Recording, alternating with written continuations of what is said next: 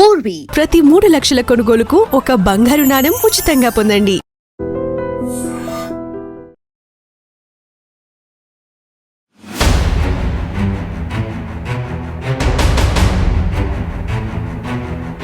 నమస్కారం, welcome to I dream. నేను మీ సంగీత. హైదరాబాద్లో ఎక్కువగా లవ్ జిహాద్ అనే పేరుతో హిందూ అమ్మాయిలు మోసపోవడం జరుగుతుంది. నా దగ్గరికి ఒక కేసు రీసెంట్గా రావడం జరిగింది. అసలు ఆ కేసులో ఆ అమ్మాయి ఎలా మోసపోయింది, అసలు ఏమి జరిగింది అనే విషయం మీద మనం ఒక్కసారి మాట్లాడుకుంటే, ఆ అమ్మాయికి 23 సంవత్సరాలు.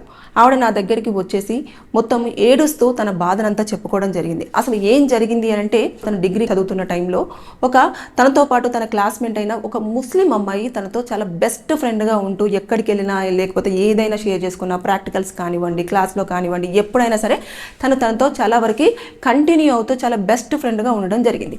తర్వాత నెక్స్ట్ నెమ్మదిగా ఇస్లామిక్ దాని గురించి మొత్తం కూడా మా దేవుడు ఇలా చేస్తారు, ఇలా ఉంటారు, ఇలా అని చెప్పేసి ఆ దేవుడి గురించి కూడా చాలా మంచిగా చెప్పడంతో, ఇక మన దగ్గర ఎలా ఉంటుంది, కొంచెము పొద్దున్నే లేవాలి, దేవుడి టెంపుల్స్కి వెళ్ళాలి, ఇలా చాలా వరకు ఉంటాయి కదా.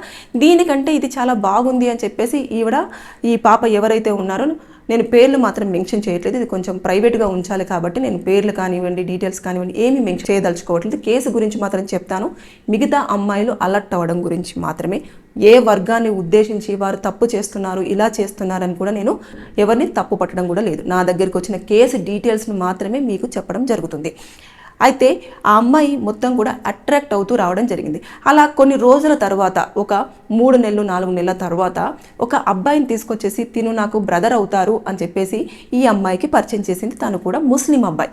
పరిచయం చేసిన తర్వాత అతను ఇంకా ఈ అమ్మాయితో రోజు మాట్లాడడం కానివ్వండి, ఇంకా కలవడానికి రావడం కానివ్వండి, అలా వస్తూ ఒక 1 మంత్ తర్వాత నెమ్మదిగా నువ్వంటే నాకు చాలా ఇష్టం, నీ కళ్ళు బాగుంటాయి, నీ స్మైల్ బాగుంటుంది, నువ్వు మాట్లాడే విధానం చాలా బాగుంటుంది, అసలు నేను ఇలాంటి అమ్మాయిని ఎక్కడ కూడా చూడలేదు, చాలా పద్ధతిగా ఉంటావు అని చెప్పేసి ఈ అమ్మాయిని ఇంప్రెస్ చేయడం స్టార్ట్ చేశాడు. ఎప్పుడైనా సరే అమ్మాయిలు ఆ ఏజ్ గ్రూప్లో ఇంప్రెస్ చేస్తూ ఉంటే, కొన్ని మంచి కాంప్లిమెంట్స్ ఇస్తూ ఉంటే చాలా అట్రాక్ట్ అవుతూ ఉంటారు. అలాగే ఈ అమ్మాయి కూడా ఆ అబ్బాయికి అట్రాక్ట్ అవ్వడం జరిగింది.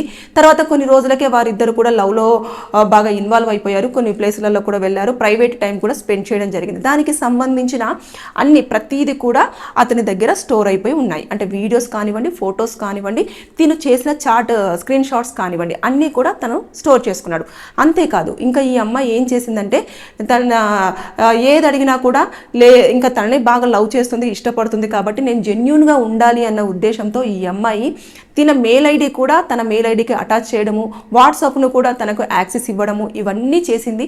సో ఈ అమ్మాయి దగ్గర ఉన్న కాంటాక్ట్స్ అన్నీ కూడా తిని ఏ నేమ్తో సేవ్ చేసుకుంది అనేది కూడా అతని మొబైల్లో కూడా రిఫ్లెక్ట్ అవ్వడం, అదే నేమ్తో ఉండడం అనేది కూడా జరిగిందన్నట్టు. జరిగిన తర్వాత కొన్ని రోజులకు ఏమైంది అంటే, ఇక పెళ్ళి అనే ప్రస్తావన వచ్చినప్పుడు వాళ్ళ ఇంట్లో ఎవరైతే అమ్మాయి వాళ్ళ ఇంట్లో ఉన్నారో, అప్పుడు అమ్మ నేను ఇలా ఈ పర్సన్ని లవ్ చేస్తూ ఉన్నాను, పెళ్లి చేసుకుందామని చెప్పేసి అనుకుంటున్నాను, అతను నన్ను చాలా ఇష్టపడుతున్నాడు అని చెప్పేసి అన్న తర్వాత, వద్దు మనం అలా చేసుకోలేము, మేము చూపించిన అబ్బాయినే పెళ్లి చేసుకోవాలి అని చెప్పేసి వాళ్ళ తల్లిదండ్రులు కూడా చెప్పారంట.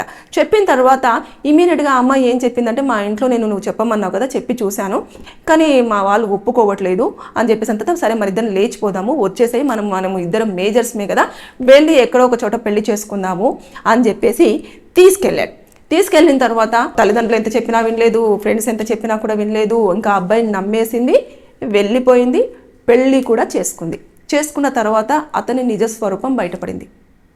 ఇక అతను మొత్తం కూడా మతం మారాలని, అదేవిధంగా మేము ఎలా అయితే మెయింటైన్ చేస్తున్నామో అలాగే మెయింటైన్ చేయాలి అని చెప్పేసి ఆమెను టార్చర్ చేయడము, తర్వాత నెక్స్ట్ చాలా ఇదిగా చేయడము, ఇదంతా చేస్తూ అంతే పెళ్ళైపోయి 1 year అవుతుంది. మొత్తం ఇలా టార్చర్ చేస్తూ ఆవిడ పెళ్ళికి ముందు ఏవైతే ఫొటోస్ వీడియోస్ ఉన్నాయో అవన్నీ కూడా, నువ్వు నేను చెప్పినట్టు చేయకపోతే ఇవన్నీ సోషల్ మీడియాలో పెడతాను, నువ్వు చాలా చెండాలం దానివి అని చెప్పేసి చూపిస్తాను, సొసైటీకి నేను ఇలా పరిచయం చేస్తాను, అప్పుడు నువ్వు ఇలా అలా అని చెప్పేసి ఇంకా ఇష్టానుసారంగా ఇష్టం వచ్చినట్టు మాట్లాడడము, కొట్టడము, తిట్టడము, మతం మార్చాలనడము, ఇవన్నీ చేస్తూ వాళ్ళ ఇంట్లో వాళ్ళు కూడా ఇంకా చాలా ఇదిగా చూడమన్నట్టు, ఒక స్లేవ్ లాగా, అంటే ఎట్లా అంటే ఒక పని మనిషి కంటే దారుణంగా చూసేవారంట. అది తట్టుకోలేక బయటకు వద్దామంటే రానివారు, తాళాలు వేసేయడము, తర్వాత నెక్స్ట్ వాళ్ళ కొన్ని పద్ధతులు ఉంటాయి, దాని ప్రకారమే చేయడం. ఈవిడ కొంచెం సేవ్ అయింది. బేసిక్గా అయితే ఇక్కడ నుంచి వేరే ప్లేస్కి తీసుకెళ్ళిపోతారు. ఎందుకంటే ఇలాంటి వాళ్ళు కొంతమంది హైదరాబాద్లో తిరుగుతున్నారు.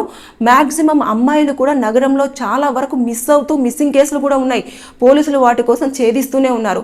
ఎక్కువ మంది హిందూ అమ్మాయిలందరినీ కూడా టార్గెట్ చేసి వారు ఇలాంటి ఇబ్బందులకు గురి చేయడం జరుగుతుంది. ఆ అమ్మాయి డివోర్స్ కోసం రావడం జరిగింది. ఇప్పుడు ఎలా ఉంటుంది అని అంటే, ఈ అమ్మాయి హిందూ, ఆ అబ్బాయి వచ్చేసి ముస్లిం. కాబట్టి దీన్ని మనం ఎలా తీసుకోవాలి అనేది కూడా దీంట్లో సెక్షన్స్ చాలా డిఫరెంట్గా ఉండడం జరుగుతుంది. ఇక్కడ హిందూ మ్యారేజ్ యాక్టా లేదంటే ముస్లిం మ్యారేజ్ యాక్టా ఏది అట్రాక్ట్ అవుతుంది అని అన్నప్పుడు, ఒక మనిషి అసలు ఈ పెళ్ళే చెల్లదు అని చెప్పేసి రీసెంట్గా ఒక కోర్టు కూడా తీర్పు ఇవ్వడం జరిగింది. ఎందుకంటే ఒక మతానికి సంబంధించిన వారు ఇంకో మతం వారిని పెళ్లి చేసుకొని వారిని మతం మార్పిడి చేయాలి అని చెప్పేసి కనుక వాళ్ళను కనుక ప్రేరేపించి ఇబ్బంది పెట్టి ఏదైనా గురి చేసినట్లయితే ఆ పెళ్లిని రద్దు చేసుకునే అవకాశం వీళ్ళకు ఉంటుంది అని చెప్పేసి ఆల్రెడీ తీర్పు ఇచ్చారు. కాబట్టి ఇక్కడ ఈ పెళ్ళే ముందుగా చెల్లదు. చెల్లని పెళ్లి కోసం ఈ అమ్మాయి చాలా వేదన పడము, ఎక్కడికి వచ్చినా కూడా బెదిరించడము, తర్వాత మీ అమ్మ నాన్న దగ్గరికి వెళ్తే నేను చంపేస్తానని చెప్పేసి ఇలాంటివన్నీ చేస్తూ ఫొటోస్ మార్ఫ్ చేసి మీ ఫ్రెండ్స్కు పంపిస్తానని చెప్పేసి బెదిరించడం, ఇలాంటివన్నీ జరుగుతూ ఉన్నాయి. మొత్తానికైతే ఆ అమ్మాయిని సేవ్ చేయడం జరిగింది. అతన్ని మేము పోలీసులకు కూడా ఇన్ఫర్మేషన్ ఇచ్చాము. తర్వాత పోలీసులు కూడా అరెస్ట్ చేశారు. కేసులు ఫైల్ అయిపోయినాయి. అతను రిమైండ్లో ఉండడం జరిగింది. కానీ ఎప్పుడైనా సరే కాలేజీలలో మీరు అమ్మాయిలు చాలా జాగ్రత్తగా ఉండండి. కాలేజీలోనే కాదు, వర్క్ ప్లేసులలో కూడా చాలా అప్రమత్తంగా ఉండాల్సిన అవసరం ఎంతైనా ఉంది. హిందూ అమ్మాయిలందరినీ కూడా కొంతమంది ఒక వర్గానికి సంబంధించిన వారు మన ఇండియాలోకి వచ్చేసి అమ్మాయిలను టార్గెట్ చేసి వారిని మతం మార్పిచ్చేసి ఇక్కడ నుంచి వెళ్ళి వేరే ప్లేస్కి పంపించడం అనేది జరుగుతూ వస్తుంది. కాబట్టి ఈ లవ్ జిహాద్ అనే పేరుతో చాలామంది అమ్మాయిలు మోసపోవడం జరుగుతుంది. సో జాగ్రత్తగా ఉండండి. వారు రకరకాలుగా వారిని ట్రాప్ చేయడం కోసము వారి దగ్గర ఉన్న అన్ని ట్రిక్కులు అనేవి ప్లే చేస్తూ ఉన్నారు. నిజం చెప్తున్నాను కదా, వాళ్ళు లవ్ చేసేటప్పుడు మాత్రం నిజంగా ఇంత అద్భుతంగా లవ్ ఉంటుందా, ఇంత అద్భుతంగా ఒక మనిషి మనల్ని చూసుకుంటారా అన్నట్టుగానే వారికి మొత్తం ఎన్ని హోప్స్ ఇస్తారు అంటే అసలు ఇంకా వాళ్ళు ఆ ట్రాప్లో నుంచి వెళ్ళి బయటికి రాలేరు. పేరెంట్స్ ఎంత చెప్పినా కూడా వారి మాటలు వినరు. వీళ్ళు కరెక్ట్ కాదు అని చెప్పేసి ఎంతమంది చెప్పినా కూడా మీరే తప్పు, అతను కరెక్ట్ అని చెప్పేసి అతనితో ఎంత దూరమైనా వెళ్ళిపోవడానికి రెడీ అవుతారు. ఆ అమ్మాయి వచ్చి ఆఫీస్లోకి వచ్చి చూపిస్తుంటే పాపం కొట్టిన మార్క్స్ కానివ్వండి, తర్వాత కొన్ని దాడులు చేసినప్పుడు ఆ ఒంటి మీద ఉన్న గాయాలు చూపిస్తే చాలా బాధ వేసింది. అంటే ఇట్లాంటివన్నీ కూడా జరుగుతూ ఉన్నాయి. కాబట్టి మ్యాక్సిమము హైదరాబాదు తర్వాత ఇంకెక్కడైనా సరే, హైదరాబాద్ అని కాదు, ఇక్కడ ఎక్కువ కేసులు ఫైల్ అవుతున్నాయి కాబట్టి నేను దీన్ని ఉదాహరణగా చెప్పడం జరిగింది. నా దగ్గరికి కేసు వచ్చింది కాబట్టి ఇది చాలా యూస్ఫుల్ ఇన్ఫర్మేషన్ కాబట్టి నేను ఈ వీడియోలో అందరినీ అప్రమత్తం చేయడం కోసం చెప్తున్నాను. దయచేసి హిందూ అమ్మాయిలు మన చుట్టూ కొంతమంది తిరుగుతూ మతం మార్పిచ్చేసి వారి దాంట్లోకి తీసుకెళ్లాలన్న ప్రయత్నం చేస్తూ హింసించడము, వివిధ దాడులకు పాల్పడడం కూడా చేస్తూ ఉన్నారు. కాబట్టి దయచేసి అప్రమత్తంగా ఉండండి. నా కలీగ్ దగ్గరికి కూడా ఇంకొక కేసు వచ్చింది. ఆ అమ్మాయిని అయితే మరీ దారుణం, వాళ్ళ ఫ్రెండ్స్ దగ్గరికి వెళ్ళమని చెప్పేసి చాలా బలవంతం చేశాడంట. అది కేసు ఇంకా రన్ అవుతూనే ఉంది. చాలా అంటే హిందూ అమ్మాయిలు చాలా డేంజర్ సిచ్యువేషన్లో ఉన్నారు. సో జాగ్రత్తగా ఉండండి. ఎప్పుడైనా సరే ఒక వర్గానికి సంబంధించిన వారు మీ దగ్గరికి వచ్చేసి వారి యొక్క మతం గురించి కానివ్వండి, వారి యొక్క దేవుడి గురించి కానివ్వండి చెప్తున్నప్పుడు వినండి. కానీ అందులోనే ఇన్వాల్వ్ అయిపోయి అందులోకి కన్వర్ట్ అవ్వడానికి కానివ్వండి, ఆ వర్గానికి సంబంధించిన వారితో లవ్లో వెళ్ళిపోయి పేరెంట్స్ని కాదని, ఫ్రెండ్స్ని కాదని, సొసైటీని కాదని చెప్పేసి మీరు అతని వైపు వెళ్ళారు అంటే అజ్ఞాతంలోకి వెళ్ళి మీరు వస్తారా రారా కూడా తెలియదు, బ్రతికుంటారా అని కూడా తెలియదు. సో చాలా హింసలకు గురవలసిన పరిస్థితి చోటు చేసుకుంటుంది. ఇలాంటి కేసులు చాలా వరకు వస్తున్నాయి. కానీ ఇది ఒక వర్గాన్ని మరీ వేలెత్తి చూపించినట్టుగా ఉంటుంది. కాబట్టి దీన్ని చాలా కూల్గా, సెన్సిటివ్గా మాత్రమే డీల్ చేస్తున్నారు పోలీసులు కూడా. అదేవిధంగా కోర్టులలో కూడా కేసులు చాలా వరకు ఉంటాయి. ఎప్పుడైనా మీకు ఫ్రీ టైం ఉంటే కోర్టుకు వెళ్ళి చూస్తే ఎంతమంది బాధితులు అనేది మీకే కనిపిస్తూ ఉంటుంది. అంటే లోకల్ కోర్టులో కానివ్వండి, లేదు అనుకుంటే హైకోర్టులో కానివ్వండి, మీరు చూస్తే చాలా మంది బాధితులు మనకు అక్కడ కనిపిస్తుంటారు ఆ వరండాలో.